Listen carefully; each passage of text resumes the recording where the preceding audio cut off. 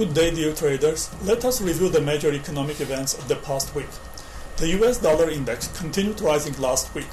As expected, the Fed announced the completion of its monetary expansion program QE3 on Wednesday. In practical terms, this means the Fed stopped printing new dollars.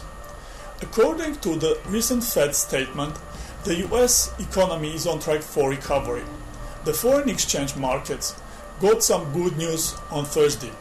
The US gross domestic product grew at an annual rate of 3.5% in the third quarter of 2014. This is significantly higher than the expected growth of 3%.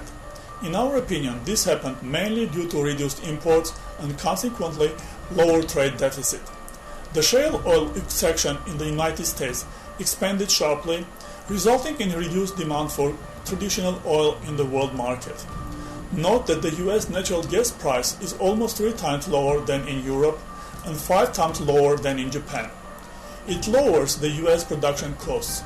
So positive trends in foreign trade added 1.3% to the US GDP growth, and another 0.7% were provided by increased government spending, mainly on defense.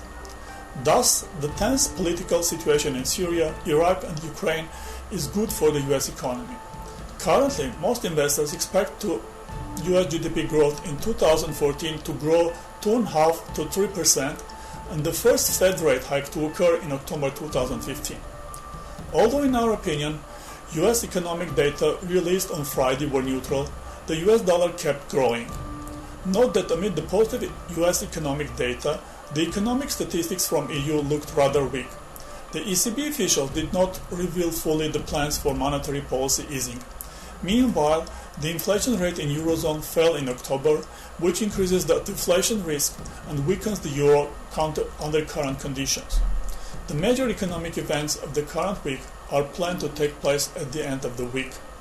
On Thursday, the ECB meeting will take place, and what is more important, the ECB President Mario Draghi will hold a press conference afterwards.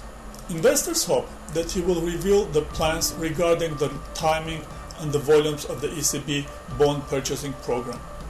Key data on the US labor market will be released on Friday.